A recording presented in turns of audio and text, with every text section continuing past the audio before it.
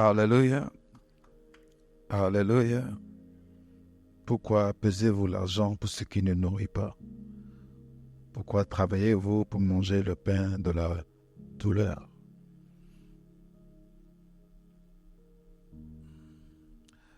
Seigneur, nous lâchons nos cruches ce matin et nous voulons prendre ton eau à toi. Nous cessons de puiser, nous cessons de compter sur nos propres forces. Si vite nous le disons et si vite nous retournons dedans. Et la semaine va encore commencer, nous allons, semble-t-il, encore vouloir retomber dedans. Mais ta grâce, Père, ta grâce pour ton peuple qui veut te suivre, ton peuple qui veut prendre ton eau à toi, qui veut laisser sa cruche et prendre ton eau à toi. Permets-nous de rencontrer aujourd'hui le don de Dieu, le don de Dieu, le don de Dieu, que ça ne nous soit pas voilé au nom de Jésus-Christ. Que nous fassions un avec ton don à toi. Tu as dit, venez, prenez et buvez. L'eau que j'offre, elle est gratuite. Et cette eau-là, une fois que nous l'avons, nous n'aurons plus jamais soif. Nous travaillons et ton peuple travaille et chaque jour, et chaque matin, et chaque lendemain, c'est le même et c'est besogneux et c'est fastidieux. Et nous savons fort bien que ce n'est pas ta volonté. Non, tu as donné une occupation à l'homme. Tu ne l'as pas mis sous le joug du travail, tu l'as mis sous le joug de ta bénédiction. Qu'il en soit ainsi au nom de Jésus-Christ. Que ce qui repose sur nous soit le poids de ta bénédiction et non le poids du travail. Au nom de Jésus-Christ. Que chacun se sente ses forces renouvelées aujourd'hui. Que chacun se sente ses forces dupliquées aujourd'hui au nom de Jésus-Christ. Que chacun dans son domaine ne se sente pas épuisé, qu'il ne dispose pas, même les genoux flageolants ou complètement fragilisés soient renforcés ce matin au nom de Jésus-Christ. Au nom de Jésus-Christ. Au nom de Jésus. Que la paix soit avec vous. Au nom de Jésus. Et nous pouvons nous asseoir dans les lieux célestes.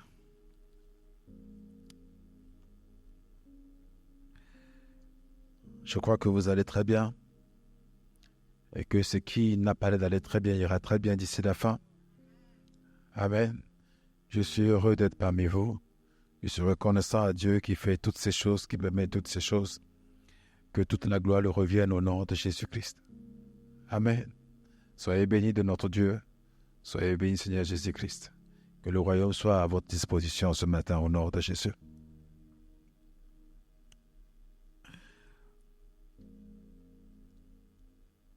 Avant-hier, nous avons eu un temps de prière très peu, mais très dense.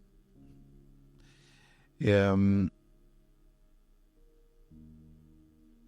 pourrais revenir sur un échange que le PPM et le thème du mois disent la même chose. L'un dit que nous sommes édifiés pour être une habitation de Dieu en esprit, et l'autre dit que l'esprit nous fait témoigner ou rend témoignage en nous. Le témoignage est un rapport avec ce qui est en toi.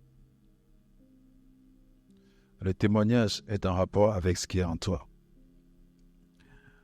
Tu ne peux que témoigner, heureusement ou malheureusement, que de ce qui est en toi. Si ce qui est en toi est vrai ou faux, ça c'est autre chose. Mais tu peux ne que témoigner que ce qui est en toi. Témoignage, on le sort de la bouche, on le dit. Et vous connaissez le dicton de la Bible. De l'abondance du cœur, la bouche parle. Si l'Esprit de Dieu habite en vous, ou si ses paroles habitent en vous, vous ne pouvez pas ne pas témoigner. Et votre témoignage sera un témoignage vrai, parce que vous ne parlez pas de vous, vous parlez de ce que Dieu dit. Jésus dit, mon témoignage est vrai, parce que je ne parle pas de moi-même. Ce que le Père dit, c'est ce que je redis. Le témoignage, il est faux lorsque vous parlez de vous-même. Le témoignage est vrai lorsque vous parlez de ceux qui vous ont envoyé. Alléluia.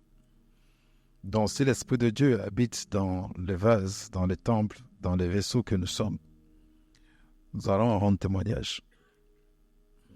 Et que ce mois aussi nous permette, même s'il reste que quelques jours, de se restructurer sur l'idée qu'on a du témoignage. De revenir à ce que Dieu entend, la Bible entend par témoignage. Et que quand l'Église dispose d'un temps de témoignage, de savoir à quoi ça rime. Vous savez, quand on ne connaît pas le but, on abuse. L'abus est inévitable partout où on ne connaît pas le but. Peu importe, même le but de manger, si tu ne connais pas, tu vas abuser. Dans toute chose, quand on ne connaît pas l'abus est inévitable. Dans tout ce que nous faisons. Et même l'Église, des fois, nous faisons des services pour lesquels l'Église n'est pas forcément mandatée. Mais nous faisons, parce que tout ce qui est bon, tout ce qui est bien à faire, on peut le faire. Mais ce n'est pas le but de l'Église. Et le but de l'Église est de recentrer uniquement que sur son but. En tout cas, donner la priorité à son but. Alléluia. Nous avions parlé déjà d'un témoignage qui a eu lieu en Jean chapitre 9. Nous avons eu durant la première semaine de réveil, des 3 jours de prière. Jean chapitre 9, où l'aveugle né a été guéri et il a fait un témoignage qui a eu une suite. Aujourd'hui, ce 18 août, ce dimanche, nous allons voir un autre exemple de témoignage. Mais avant, nous allons ouvrir une parenthèse assez grande quand même pour restituer le témoignage, ce que c'est que le témoignage, ce qu'est le point de vue de la Bible sur le témoignage. 1 Jean 1:1. Et qu'est-ce que le témoignage? Je le dis parce qu'il ne faut pas que vous me demandiez c'est quoi le titre du message. Nous allons parler du deuxième exemple du témoignage. Mais bien avant, voyons, on fait un zoom quand même sur ce que c'est que le témoignage. On peut lire la parole de Dieu. 1 Jean 1, verset 1. Ce qui était dès le commencement, ce que nous avons entendu, ce que nous avons vu de nos yeux, ce que nous avons contemplé et que nos mains ont touché concernant la parole de vie. Continue. Car la vie a été manifestée, et nous l'avons vue, et nous lui rendons témoignage, et nous vous annonçons la vie éternelle, qui était auprès du Père et qui nous a été manifestée. Alléluia. Pour les ouvriers, vous savez qu'on a fait le cours vite fait sur restituer ou la restauration dans le pardon. Il y a un passage clé où je dis aux gens que quand deux frères ont un différend, la Bible dit, si tu parles à le frère et que ça ne marche pas, parce que ça peut ne pas marcher. Amen. C'est un enseignement dont je veux aller quand même calmement pour que, si vous ne m'attendez pas trop bien, vous pouvez réécouter ça à la maison. Parce que les cris, on n'a pas écouté les cris à la maison. Vous êtes comme moi, non? Vous n'avez pas écouté les cris à la maison. N'est-ce pas? Ok, on va aller tout doucement pour que vous puissiez réécouter à la maison, si jamais vous ne suivez pas trop. Il dit, quand vous avez un différend avec un frère, vous allez voir ce frère-là et vous lui parlez. C'est de vous à lui. Il n'y a personne d'autre. Seulement, ce frère a le droit de ne pas vous écouter. Il a son droit biblique de ne pas vous écouter. Et si, à l'aventure, il ne vous écoute pas, prenez-en 2 ou 3 témoins. Et j'ai dit la jour là que le témoin, ce n'est pas vos amis. Quand vous allez avec quelqu'un pour agir cette histoire, vous prenez vos amis, ceux qui sont avec vous, ceux qui sont clés avec vous, vous les prenez. Ce n'est pas du tout des témoins. Ça, c'est des complices. La Bible dit, quand vous allez, prenez 2 témoins. Pas des complices. Pas des amis. Pas ceux qui sont d'accord avec vous à l'avance. Pas les gens que vous avez briefés à l'avance. Ce ne sont jamais des témoins. Soit un témoin il est neutre, soit il a vécu la scène. Soit il est neutre, soit il a vécu la scène. Ce que nous avons remonté le verset 1, on va s'attarder dessus quand même, pour ça, c'est ce qu'on appelle la division de témoins. Beaucoup de situations se passent dans les églises et on pense avoir respecté la Bible, avoir respecté le code de la fraternité ou de la raison des frères d'être ensemble. On ne la respecte pas. Il dit ce que nous avons entendu, ce que nous avons vu de nos... Ce n'est pas avec les yeux de quelqu'un d'autre. Ce n'est pas non plus avec les oreilles de quelqu'un d'autre. Ce que nous... Il précise de nos yeux, parce que quelqu'un peut voir et nous dire. Quelqu'un d'autre peut toucher et nous raconter. Quelqu'un d'autre peut entendre et nous dire. mais ce que nous avons entendu, vu de nos propres yeux, contemplé nous-mêmes, ce que nos mains ont touché, c'est de ça que nous parlons. C'est de ça que nous rendons témoignage.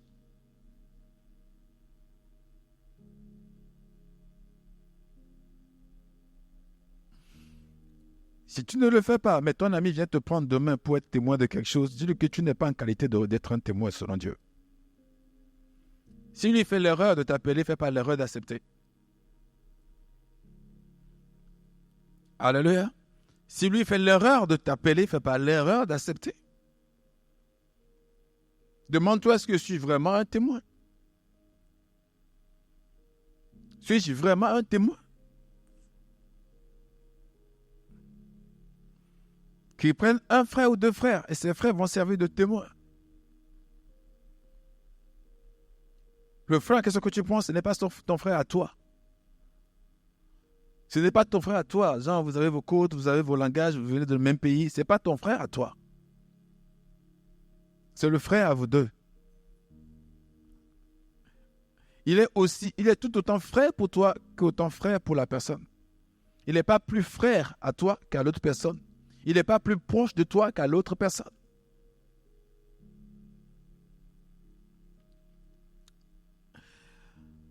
Le témoignage se passe dans ce que tu as. Le tu est concerné dans le message.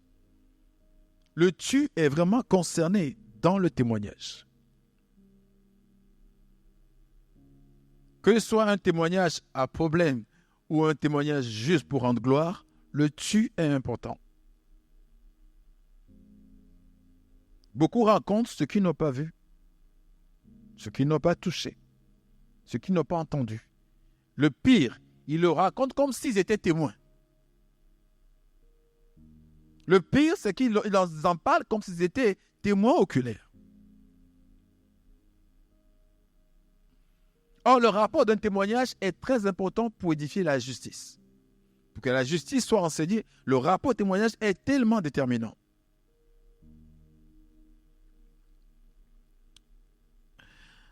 Acte 22, verset 15. Le Seigneur envoie Ananias pour parler à Paul. Et vous connaissez. Il dit, car tu seras son témoin devant les hommes de ce que tu as vu et entendu, en parlant à Paul. Que Paul sera le témoin de Jésus. Acte 22, 15. Que l'apôtre Paul finira par être le témoin de Jésus.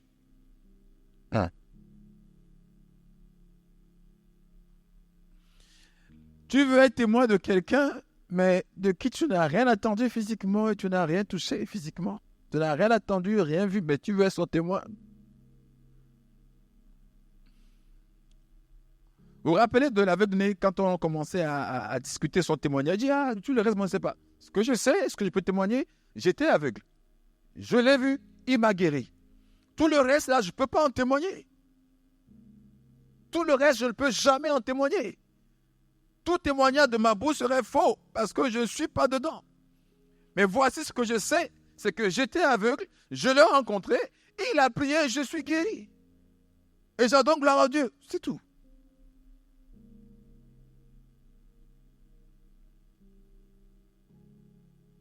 Il dit, afin que Paul soit ton témoin, son témoin, pas le témoin de tout le monde, juste le témoin de Jésus. Pourquoi? C'est de Jésus qu'il a entendu et qu'il a vu.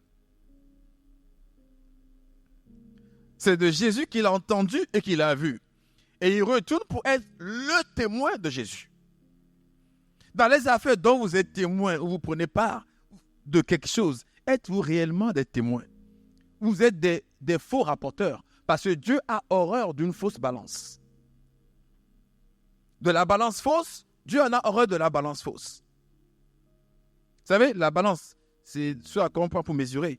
Et là où Dieu parle du rapport, du témoignage, il le compare à la balance de la justice. Vous savez, quand vous êtes au tribunal, là, il y a un dessin de balance. C'est-à-dire que si ton témoignage n'est pas selon la vérité, ce que toi-même tu as vu, la balance serait fausse. Dieu n'a pas moins horreur de la balance fausse que de l'orgueil. Il n'a pas moins horreur de la balance fausse que de la divination, que de la sorcellerie. Dieu n'a pas moins horreur de la balance fausse que de l'hypocrisie. que de la fornication. Alléluia. Dieu n'a pas moins horreur à la balance fausse que de la désobéissance.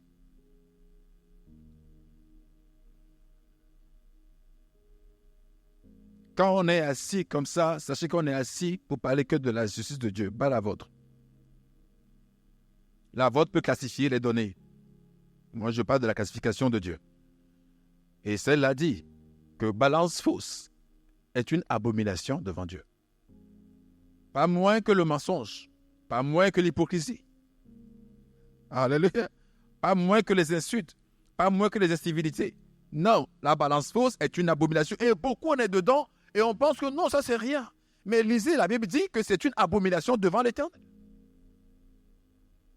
Il dit, s'il y a lieu que tu dois ouvrir ta bouche, ce n'est que pour dire des paroles de grâce. Maintenant, si toutefois, ce n'est pas parole de grâce que tu dois parler de témoignage, que ton témoignage soit vrai. Que le chrétien ne raconte que ce qu'il a vu, touché. Mais vous tous, vous êtes des rapports ou des relais de ce que vous n'avez pas vu ni touché.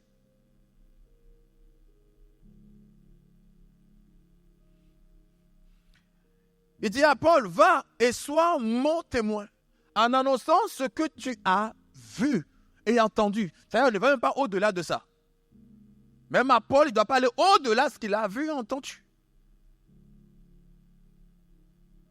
Il ne doit pas aller au-delà de ce qu'il a vu et entendu.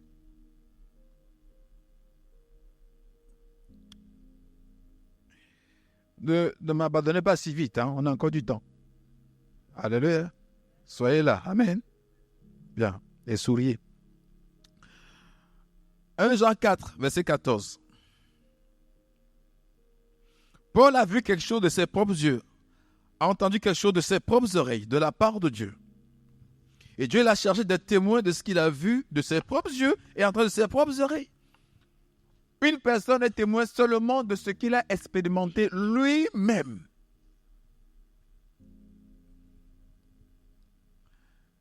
Cessez d'être des témoins fantômes, des témoins de la division, des témoins de l'obscurité. Vous n'avez rien vu, mais vous témoignez comme si vous l'avez vu. Ah, je te le dis là. Ah, je te le dis là. Alors que pourtant, tu ne sais rien. Tu n'étais même pas.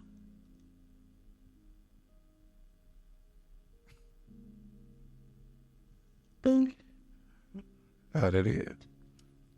Alléluia. De même que vous, qui approuvez certaines choses. Ah, se passer les trains, ouais. Ah, j'entends mon frère m'a dit de lui qu'il... Toi-même, tu as vu.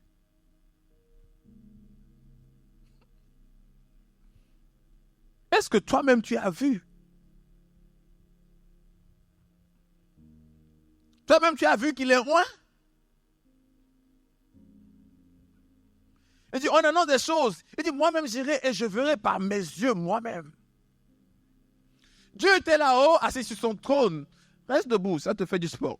Assis sur son trône et on se plaignait de la vie de Sodome et Gomorrhe. Et vous savez, c'était une plainte à peu près très populaire. C'était populaire de ce que faisait Sodome et Gomorrhe. C'était répandu, c'était même pas une... Genre, allez dire, tout le monde qui est dans les rayons savait ce qui se passait à Sodome et Gomorrhe. Et les plaintes montaient. Et les saints aussi se plaignaient, voulant que Dieu frappe Sodome et Gomorrhe. Dieu va descendre vers un homme appelé Abraham. Et lui, il y a un entretien où on voit quand même le principe de Dieu. Il dit, j'ai entendu de Sodome et Gomorrhe, mais je suis descendu moi-même pour constater avec mes propres yeux. J'ai entendu dire, mais je viens moi-même voir de mes propres yeux si je vais noter les mêmes choses que les autres. Et en fonction de ce que mes yeux auront constaté, j'agirai.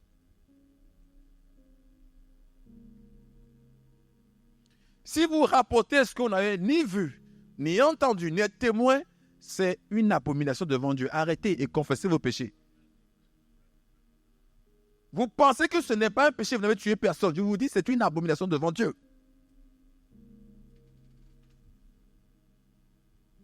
Dieu que vous suivez n'a jamais rapporté quelque chose, quelqu'un d'autre sans l'avoir vu et fait l'expérience lui-même.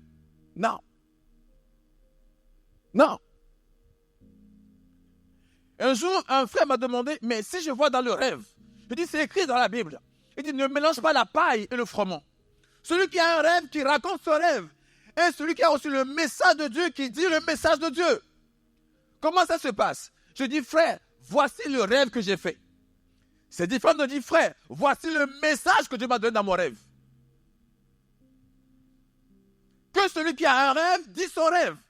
Frère, j'ai fait ce rêve. Ça n'engage que moi, j'ai fait ce rêve. Frère, voici le message que Dieu met dans le rêve. Là, tu impliques toi, tu impliques Dieu, tu impliques tout l'évangile. Et garde à toi si c'est faux. Que celui qui a un rêve raconte son rêve. J'ai rêvé de ça, je le dis. Ça sert à quoi ça sert? Alléluia. J'ai rêvé, j'ai dit mon rêve. Maintenant, Dieu m'a dit quelque chose, je dis que Dieu m'a dit ça aussi. À un moment donné, je demanderai à chacun où est-ce que je t'ai vu que je t'ai parlé, je t'ai dit ça.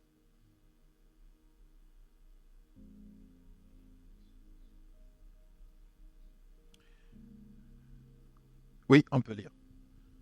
1 Jean 4, verset 14.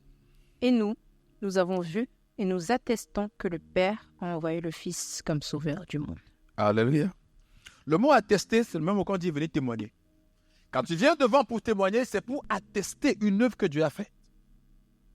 Ce n'est même pas pour exhorter. C'est pour attester une œuvre que Dieu a faite. Et ton attestation va servir d'exhortation à quelqu'un.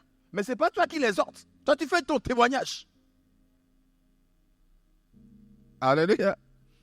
Je fais mon témoignage de guérison et ce témoignage de guérison exhorte quelqu'un. Mais j'ai compris que non, pour exhorter, pour témoigner, il faut que j'exhorte. Non, c'est ton témoignage qui est l'exhortation. Ce n'est pas mon témoignage qui existe et je rajoute une exhortation. Non, ton témoignage est l'exhortation. Oui, j'étais aveugle, Dieu m'a guéri il y a 2 mois. Gloire au Seigneur. Quelqu'un en est exhorté là-bas. Mais ce n'est pas je viens, vous savez, il faut croire au Seigneur. Dieu est puissant. Voilà que Dieu dit dans la Bible, psaume, non, qu'est-ce que Dieu t'a fait, bon sang? Il t'a fait quoi? Venez sourire. Alléluia. Qu'est-ce que Dieu t'a fait réellement? Tu viens dire qu'est-ce que Dieu t'a fait, qu'est-ce que Dieu m'a fait? Et puis c'est bon. Quand on entend, ça nous fortifie, nous. Ça nous édifie, nous.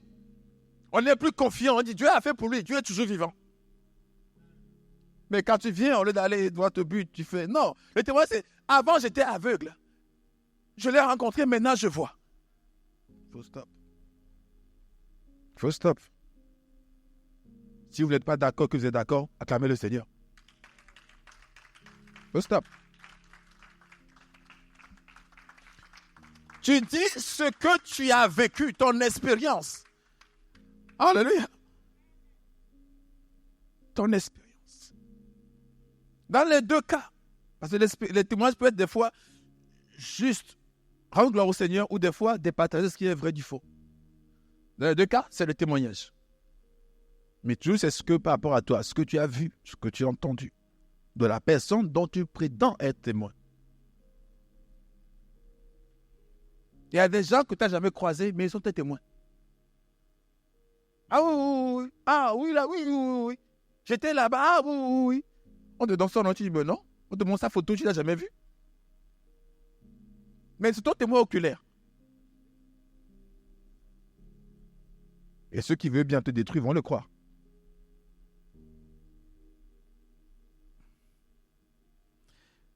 Alléluia.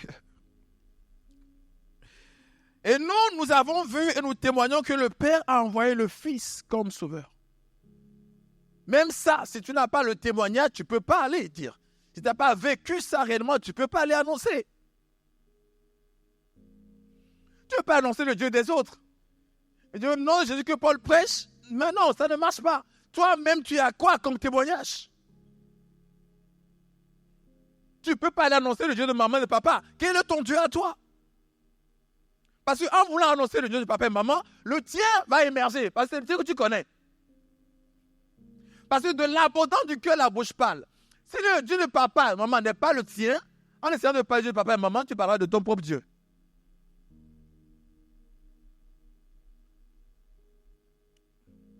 Et nous avons vu et nous attestons Donc, le témoignage, c'est ça. Dans ma version, c'est que nous témoignons. C'est ce que nous attestons. Mais les deux veulent dire la même chose.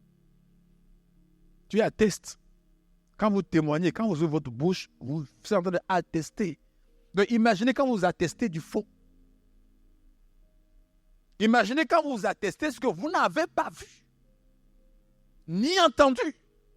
Et des fois, ils accompagnent ça avec le nom du Seigneur. Des fois, ils accompagnent ça au nom du Seigneur. Et ils pensent qu'ils sont mieux chrétiens parce qu'ils n'ont tué personne physiquement.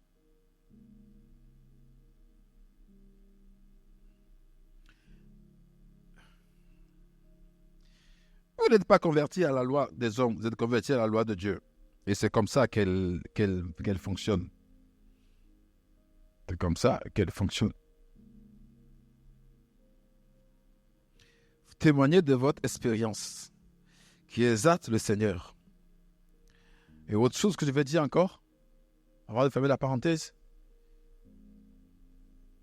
tout le monde est amené à témoigner, comme on le verra dans les suites, dans les jours à venir aussi. Mais témoigner, ce n'est pas prêcher l'évangile. Alléluia. Témoigne de Jésus, mais prêche seulement l'évangile. Le témoignage peut différer d'un homme à un autre, selon que la foi diffère. Et l'évangile, par contre, ne change à aucun moment. Peu importe la foi de l'un ou de l'autre. L'évangile reste la même chose, ça ne change pas. Mais ton témoignage, c'est-à-dire ton expérience peut changer. Donc, tu donnes ton témoignage, mais tu prêches seulement l'évangile. Paul dit à Timothée, comme pour le recommander, prêche l'évangile. Et on met point là-bas. Prêche l'évangile. Pas autre chose. Prêche l'évangile. Pas autre chose. La Bible a dit, j'étais aveugle, maintenant je vois. C'est lui qui m'a guéri. Ça, c'est juste un témoignage. Et même quand les pharisiens ont utilisé pour prêcher, pour défendre la cause, oh, il n'a pas voulu, moi je sais rien. Tout ce que vous dites, moi je sais rien. Comme quoi, Dieu n'écoute pas les pécheurs, Dieu a fait ça. Tout ça, moi je ne sais pas. Il s'arrête sur le témoignage. Le témoignage, ce n'est pas la prédication. On ne prêche que la parole de Dieu. On ne prêche que l'évangile.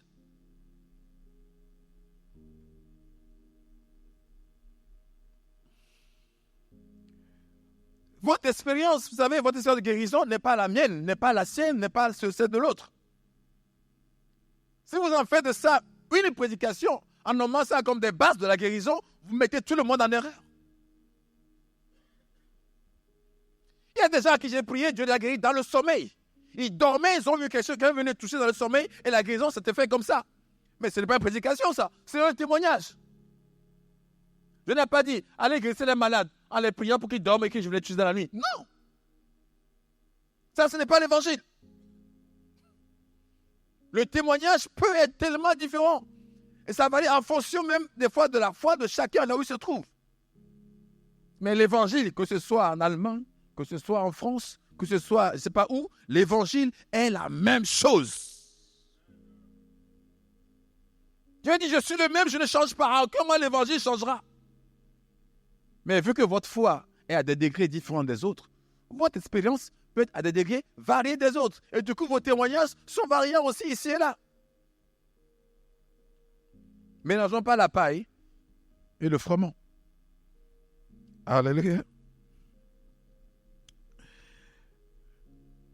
Alléluia. Maintenant, allons-y maintenant. La parenthèse était longue, vous voyez.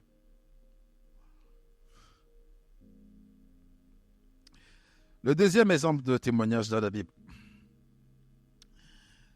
c'est tout dans Jean 4. Quand on a lu Jean 4 tout à l'heure, je pense. Jean 4, et vous connaissez bien l'histoire. Connaissez très bien l'histoire. Le Seigneur a parlé à la Samaritaine.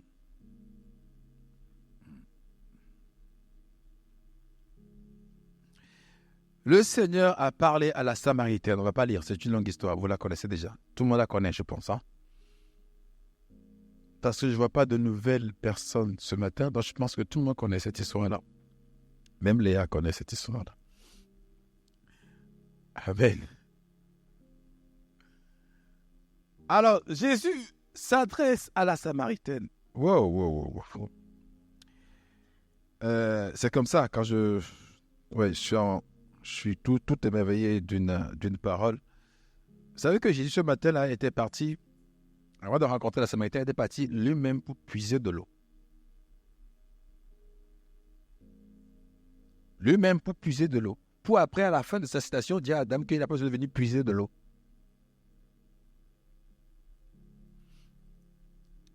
Allô?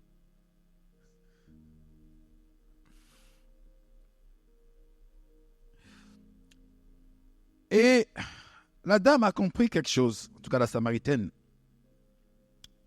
que personne sur terre ne pouvait trouver satisfaction sans avoir cette eau vive. Jésus dit, tous ceux qui ne boivent pas de cette eau auront toujours soif.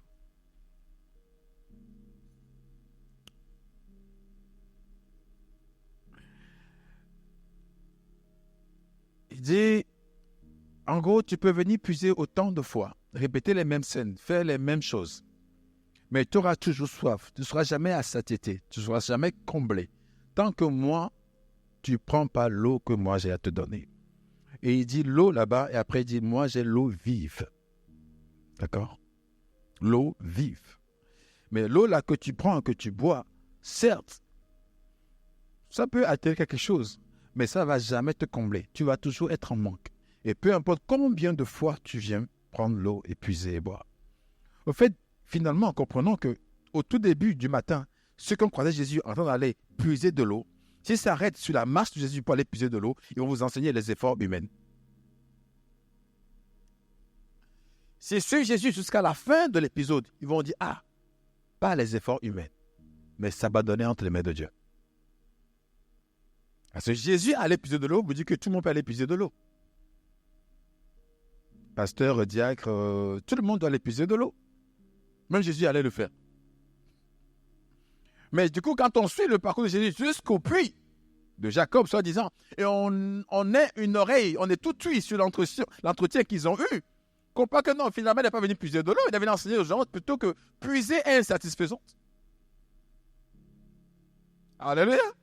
Que puiser est insatisfaisante. Et que le puits de Jacob ressemble à l'effort des hommes. Au labeur, au dur labeur, à la lutte qu'on fait de chaque jour. Et que c'est quand même bien, mais c'est insatisfaisant. Ça donne du bien, mais c'est insatisfaisant. Et tant que tu ne prends pas son eau vive à lui, tu vas toujours faire de rebelote, sans jamais avoir satisfaction.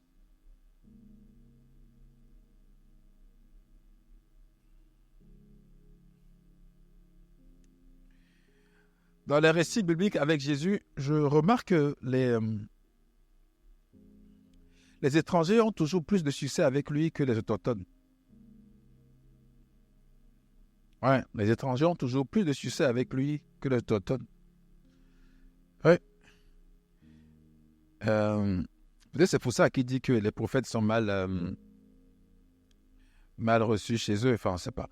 Mais lui-même a plus de succès avec les étrangers qu'avec les gens de sa ville.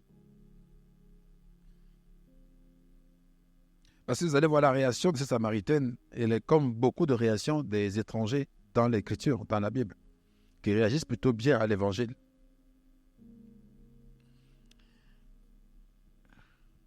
Une femme insatisfaisante, ou insatisfaite, ou insatiable, malgré tout ce qu'elle a fait, malgré tout, et Jésus va continuer, va lui faire comme si un parallèle avec sa vie. Voici, tu as eu plusieurs maris. Tu en as eu même 4. C'est une femme insatisfaite. Elle pourrait se contenter de le concubinage, qui était quand même existant depuis l'âge d'un, depuis le temps. Mais non, elle allait jusqu'au mariage. Et 1 fois, et 2 fois, et 3 fois, et 4 fois. Et pourtant, le Seigneur le dit, que tu es insatisfaite. Et vous savez quoi? Tu en as même un 5e qui est officiel, mais il est officieux. Parce que ce n'est pas le tien.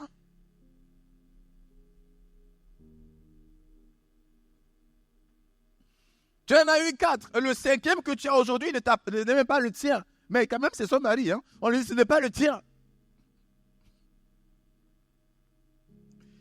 Voilà une femme insatisfaite. Elle pourrait changer encore au 8e, au 9e sans jamais être satisfaite finalement.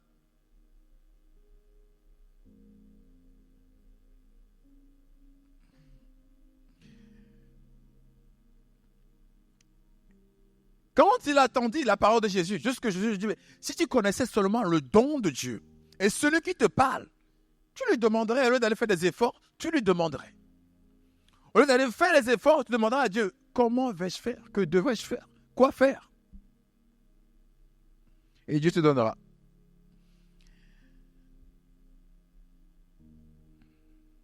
Lorsque la femme a réalisé le don de Dieu devant elle, on dit tout de suite, avant de venir au témoignage, elle a abandonné sa cruche. Tu ne vas pas au témoignage avec ta cruche. Tu ne vas pas jusqu'au témoignage avec ta cruche. La cruche, à un moment donné, quand tu réalises la grâce de Dieu ou le don de Dieu, tu déposes ta cruche. Parce que la cruche, c'est le symbole de tes propres efforts, avec lequel tu vas puiser l'eau qui est là, qui est dans le puits. La cruche et le puits font la même chose. Il y a le puits, il faut la cruche pour aller prendre de l'eau. On est d'accord? Donc chacun vient avec sa cruche pour prendre de l'eau, pour puiser de l'eau. Non seulement elle va quitter le puits, mais en quittant le puits, elle abandonne aussi sa cruche. Quand tu veux aller au témoignage avec ta cruche, ton témoignage ne sera pas ce que ça doit être. Le témoignage de Dieu, quand tu réalises le don de Dieu, tu laisses tomber finalement ta cruche. Tu laisses tomber ta cruche quand tu veux réaliser le don de Dieu. Il n'y a rien que tu forces Dieu à te donner. Tout ce que tu donnes, c'est qu'il te donne. Alléluia. Dieu te donne tout ce qu'il te donne. Et quand tu réalises ce qu'il te donne, tu laisses ce que tu veux acheter. Tu abandonnes ce que tu es en train de vouloir acheter.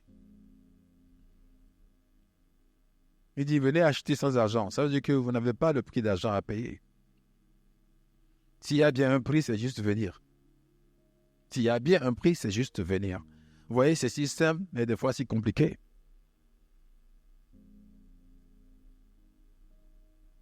Il dit, mon fils, ne t'appuie pas sur ta propre sagesse. C'est compliqué à ne pas le faire. C'est juste compliqué à ne pas le faire. Beaucoup croient en Dieu, mais ne veulent pas souscrire à ses principes, à sa justice et à tout le reste. Une fois que tu as le salut, la chose qui te reste à faire, c'est ce que dit Romains 12, non? Soyez renouvelés dans votre intelligence, etc. Et ça peut prendre much more time. Ça peut prendre du temps. Alléluia. Comment du haut de tes 50, tes 20 ans, tes 18 ans, ou tes bacs plus 10, ou tes bacs moins 10, on te dit maintenant, non, il ne faut pas faire ça, ça c'est pas comme ça, ça c'est pas comme ça, c'est pas comme ça. À un moment donné, tu peux dire, mais l'essentiel c'est que j'ai le salut. Non, c'est bon.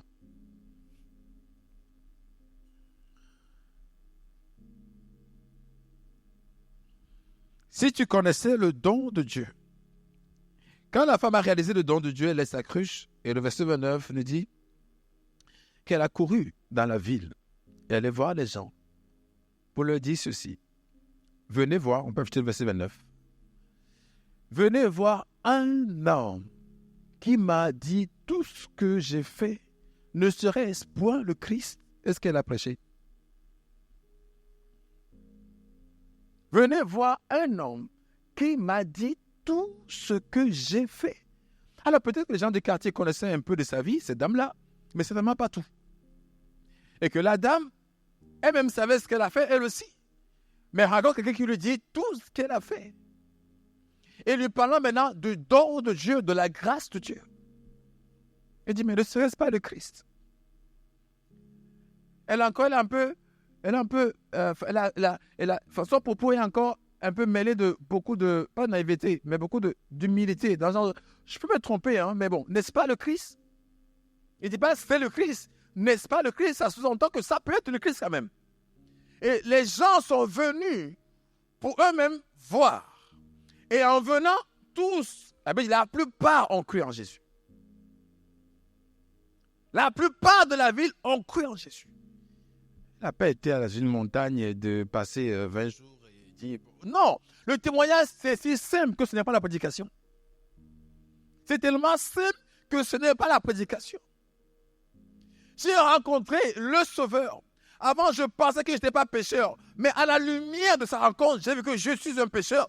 J'ai fait même beaucoup de péchés que je n'imaginais même pas. Des péchés conscients et même des fois inconscients que j'ai fait. Et j'ai réalisé devant Dieu que ça, je suis ou j'étais un pécheur. Mais maintenant, fort heureusement, j'ai retrouvé la joie de vivre parce qu'il m'a pardonné. Ça, je peux le dire à n'importe qui. Ce n'est pas une prédication. Je parle de moi. Alléluia. Je parle de moi. Tous ceux qui sont venus à Christ ont au moins un témoignage, s'ils ne sont pas là. Tous ont un témoignage, s'ils ne sont pas là. Témoigner et évangéliser, ce n'est pas la même chose. Vous témoignez ce que vous avez expérimenté. Alléluia. Vous témoignez ce que vous avez expérimenté. Vous n'êtes pas des prédicateurs. Mais vous êtes tous venus à Christ d'une manière ou d'une autre. Et tout le monde au moins a eu le miracle du pardon des péchés. Alléluia. Vous tous, vous avez au moins eu ce miracle-là. Certains viennent par la guérison, d'autres viennent par... Mais au moins tout le monde est arrivé au moins par le miracle du pardon des péchés. Parce que c'est un miracle. C'est un miracle. Que ton ado soit effacé, c'est un miracle. Alléluia. Et rien que ce miracle-là et les évidences que ça donne après, la non-condamnation, la liberté de s'approcher de Dieu, la joie qui t'anime, tout ça, tu peux le témoigner. Et dit, venez voir, n'est-ce pas, Christ? Et tous sont venus et ils ont cru au Seigneur. Tous sont venus, ils ont cru au Seigneur. Alléluia.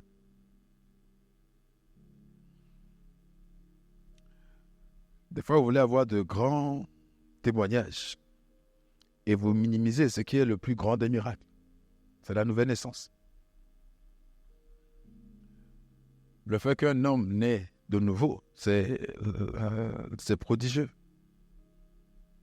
C'est prodigieux. Mais comme tu n'as pas marché sur l'eau, tu dis, il n'y a pas quelque chose à dire. Mais c'est parce que tu ne comprends pas alors ta nouvelle naissance. Et vous savez quoi? Dommage que si tu ne comprends pas, tu ne vas pas le valoriser. Chaque chose qu'on a dans nos mains, même si c'est la chose la plus prestigieuse au monde, on peut la négliger si on n'a pas la compréhension de la chose. Vous vous rappelez ici, je l'avais dit au début que les deux dates sont importantes. Celle de la nouvelle naissance, certes, mais la deuxième, c'est celle où tu commences à comprendre l'intelligence des choses spirituelles. C'est comme si on t'introduit dans un autre pays, en France, et tu ne comprends pas comment la France fonctionne. On t'introduit aux States, on dit, vis là-bas, tu ne sais pas comment ça fonctionne les States, mais tu ne vas pas pouvoir vivre. On t'introduit dans un autre monde, il faut que tu aies l'écho de ce monde-là, comment ce monde la vit. Et être né de nouveau, c'est bien. Avoir l'intelligence des choses spirituelles, c'est encore mieux. Alléluia.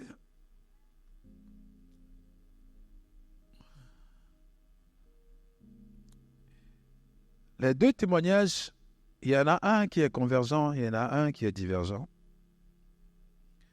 Quand le premier qu'on a vu dans la semaine, Jean 9, avait 40 témoignages, ça a créé plutôt de l'opposition à Jésus. Quand la femme a son témoignage, ça a plutôt créé de l'adhésion à Jésus. Les deux sont des témoignages. Ton témoignage ne va pas forcément faire que les gens vont croire en Jésus. Ça va faire que les gens même détestent Jésus. Alléluia. On a les deux aspects du témoignage. L'un témoigne, les autres sont fâchés contre Jésus, l'accusent, s'opposent, le témoignage, et ça affecte tout le monde qui vient et pour croire en Jésus. Mais est-ce que le témoignage était mal fait? Non. Aucun des deux n'a mal fait son témoignage. L'homme n'a pas prêché, la femme n'a pas prêché non plus. Il y a juste une différence notable. Et vous allez voir comment ce qu'on appelle le corps de Christ là se compose. Le témoignage qui a échoué, c'est le témoignage qui est dit dans l'Église, qui est dit devant les gens de l'Église. C'est le témoignage là qui a échoué. Le témoignage qui est dit devant les païens et les étrangers a eu beaucoup plus de succès. Mais le témoignage qui est annoncé devant les pharisiens, devant les religieux, opposition directe. Parce qu'il ne veut pas qu'on accorde du crédit à celui qu'eux-mêmes ont rejeté. Alléluia. Et vous allez voir ça souvent dans le corps du Christ. Soi-disant, entre guillemets. Je ne sais pas si c'est vraiment le corps du Christ, mais en tout cas, vous comprenez. Que si tu désapprouves quelqu'un, peu importe ce qu'on dit de bien de la personne, tu veux le refuter. Ah non, ah non, ah non, ah non, ah non, ah non, ah non. Ah non, ah non, ah non, ah non, ah non. Et ils sont même témoins que Jésus était pécheur. Eux, ils sont même témoins du péché de Jésus. On dit, cet homme est pécheur. Il n'a pas dit, nous supposons que cet homme pêche. Non, nous pensons, non, cet homme est un pécheur. Et Dieu ne répond pas aux pécheurs. C'est ce qu'ils ont affirmé. Heureusement, l'aveugle, il ne s'est pas mis du genre, non, il n'est pas pécheur. Sinon, on va le gifler là-bas. Il a dit, en tout cas, s'il est pécheur, hein, je ne sais pas. S'il n'est pas pécheur, je ne sais pas non plus. Mais voici ce que je sais. J'étais aveugle. Oui, et puis il a prié pour moi. Et je vois. Maintenant, est-ce que Dieu répond aux pécheurs? À vous de répondre. Et on lui a dit, regarde-moi, toi, tu es né dans le péché, tu veux nous enseigner? C'est ce qu'on lui a répondu. Toi-même, tu es né, toute ta conception est péché, tu veux nous enseigner la Bible.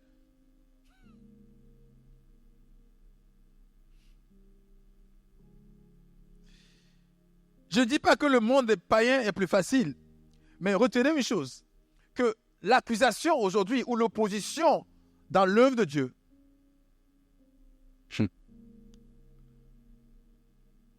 c'est plutôt dans le monde religieux. L'opposition à l'œuvre de Dieu, c'est plutôt dans le monde. Je n'ai pas dit le corps de Christ, donc j'évite ça. C'est blasphème de dire ça, le corps de Christ. Mais c'est le monde religieux. C'est le monde religieux qui est en opposition avec l'œuvre de Dieu.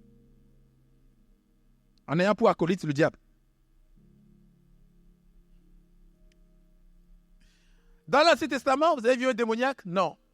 Mais c'est quoi qui représentait le danger dans l'Ancien Testament? C'est les païens qui s'opposaient aux enfants de Dieu.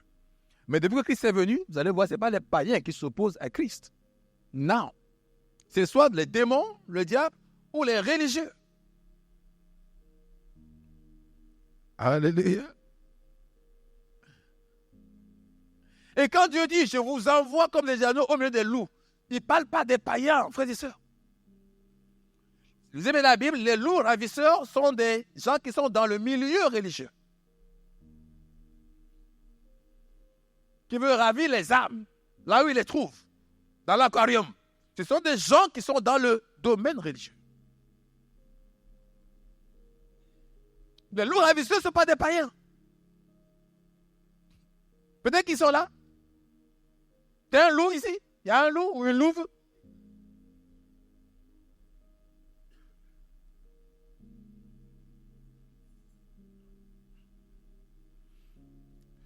Le danger vient du monde religieux.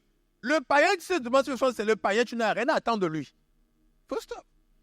L'erreur, c'est que le croyant, tu peux peut-être espérer attendre quelque chose de lui. Et là, tu peux te faire avoir.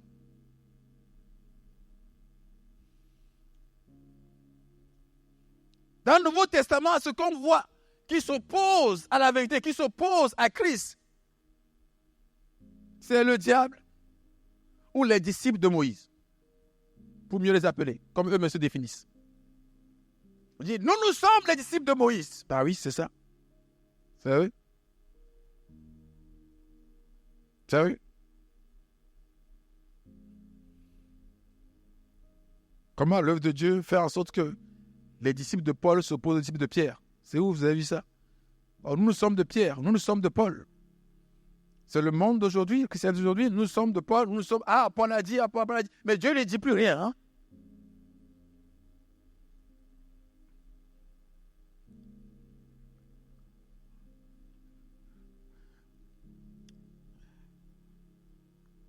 Aucun apôtre n'est mort pour vous.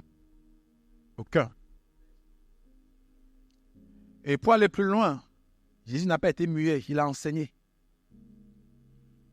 Vous restez dans son enseignement, vous savez que vous êtes avec votre Père qui est mort pour vous. Si un enseignement d'un apôtre vous dérange, revenez à l'enseignement de Jésus. C'est parce que vous ne maîtrisez pas encore les équations de rester avec Jésus. Ce n'est pas Paul qui revient, ce n'est pas Pierre qui revient. Quand Jésus partait, il t'a pas donné Paul et Pierre, tu as donné le Saint-Esprit. Donc si ça te floute trop le raisonnement, reste avec Jésus et avec l'Esprit Saint. Il a enseigné. C'est de son enseignement que tirent les autres enseignements de toute façon. C'est lui la pierre angulaire. C'est lui la pierre principale. C'est lui le cornerstone. La pierre principale, c'est lui. C'est lui. Donc même si tu n'as pas tout le bâti et tu as accroché la pierre principale, c'est déjà bien. Alléluia. Dans ce bâti-là, on peut casser tout. Mais si on touche à la pierre principale, on est tous morts. Donc, enlevez Pierre, Jacques, André, ça vous gêne. Mais gardez Christ. Je dis bien, si ça devait vous gêner. Moi, j'ai tout ça, mais je ne gêne pas. Il n'y a personne qui s'oppose de l'autre. Non. Aucune parole de Dieu ne s'oppose à l'autre. Il y a des lois et des lois, c'est tout. Il y a des niveaux, c'est tout.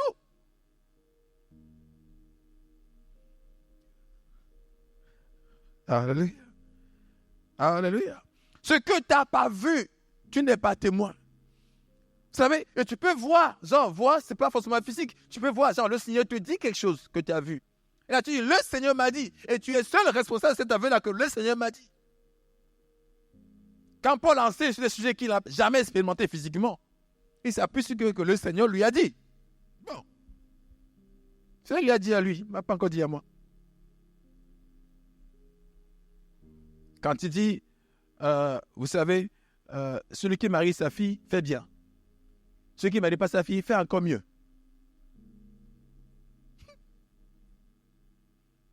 Quel parent ici n'est pas prêt à marier sa fille? Dites-moi. Vous êtes tous des croyants, non? Vous avez dit, vous n'avez pas marié votre fille. Jamais se mariera. Il y a ça ici? Non. Dieu ne vous l'a pas encore dit, n'est-ce pas? Vous lisez, mais vous faites vite fait. Si vous prenez l'écrit de Paul, prenez tout alors. Mariez pas vos filles, vos enfants, ne mariez pas.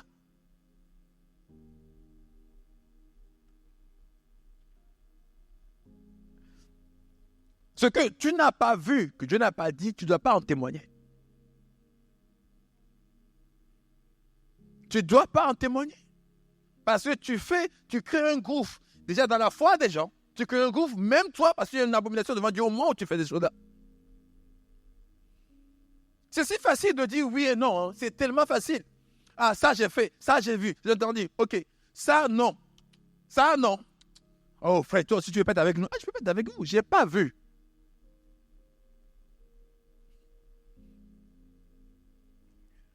Alléluia. Parce que les disciples de Moïse, même s'ils ne voient pas, ils attestent.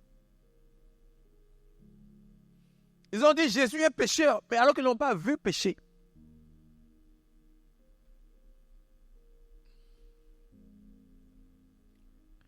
Alléluia.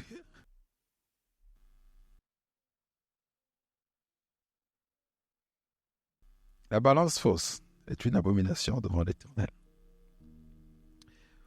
Vous êtes appelés à faire des témoignages, être vous-même des témoins. Et vous n'êtes pas des témoins si vous continuez de vous aligner des choses que vous n'avez pas expérimentées. Vous n'êtes pas, on va aller même plus loin, vous êtes des faux témoins. Vous êtes des faux témoins et les faux témoins ne font pas avancer l'œuvre de Dieu. Encore pire, ils sont ennemis de l'œuvre de Dieu. Si pour une raison ou une autre, vous l'avez été ennemi de Dieu, ne continuez pas. Le païen n'est même pas ennemi de Dieu. Dans ceux qui sont païens, il ne croit même pas et puis c'est bon. Vous savez que Dieu existe et vous le combattez parce que sa justice n'est pas la vôtre. Vous savez que Dieu existe et vous vous opposez parce que sa manière de faire ne vous convient pas. Et je dis souvent les hommes de Dieu même sont dedans. L'apôtre Jonas, qui était avalé par le poisson, il était insurgé, pas parce que Dieu lui a fait quelque chose, mais parce que Dieu veut pardonner aux autres. Et il n'est pas d'accord. Ah non, ils sont trop mauvais. Mais ils sont mauvais. Ils font trop de péchés. Mais après, il était capable de pleurer pour un arbre qui a poussé du jour au lendemain et qui a séché. Dieu dit, mais regarde-toi. Pour un arbre qui vient à peine de pousser, de finir, tu es désolé pour ça. Et pour les hommes que Dieu a créés à son image, à sa semblance, tu dis, non, il ne faut pas. Et vous savez quoi? Il a prêché. Ça dit, dans la ville, j'ai déjà eu ça à dire ça ici. Comment je dois prêcher? C'est, comment on dit, en un trait. Vous savez, c'est une grande ville. Il ne s'est pas attardé un moment donné pour expliquer. Non, répandez-vous sinon Dieu va détruire la ville.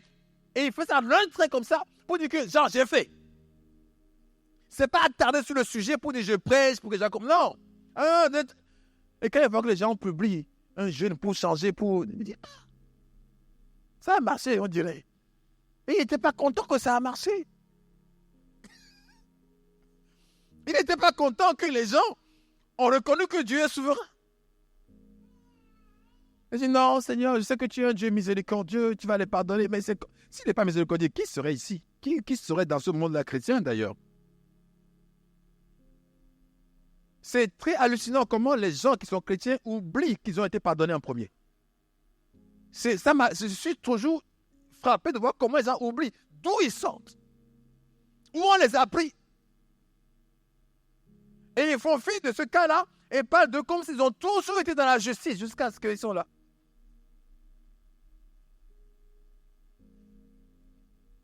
Des témoins de ce que Dieu a fait dans votre vie. Quand Paul parle, il dit, il est venu sauver les pécheurs dont je suis le number one. Ça, c'est un témoignage. Ce n'est pas une prédication, c'est un témoignage.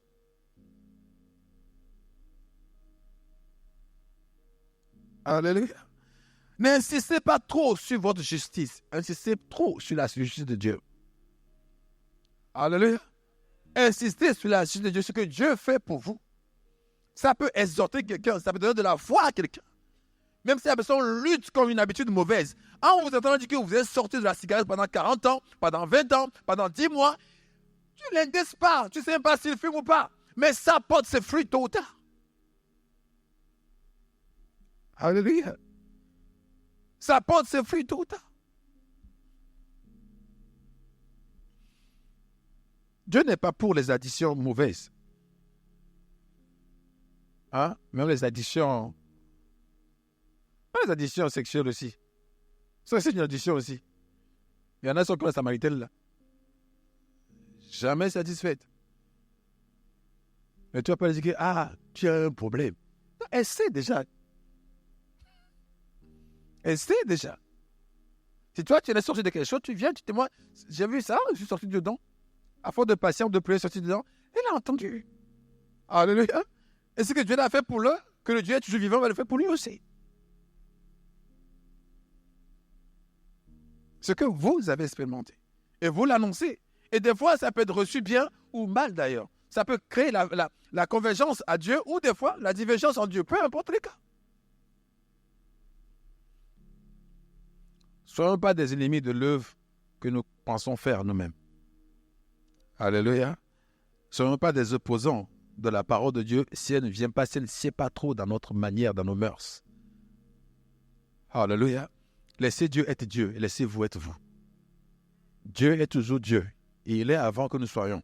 Et il le sera après notre existence. Et le monde va continuer, sera toujours Dieu pour les générations à venir. Donc dépose ta justice, prends la sienne. Au nom de Jésus-Christ. Soyez bénis.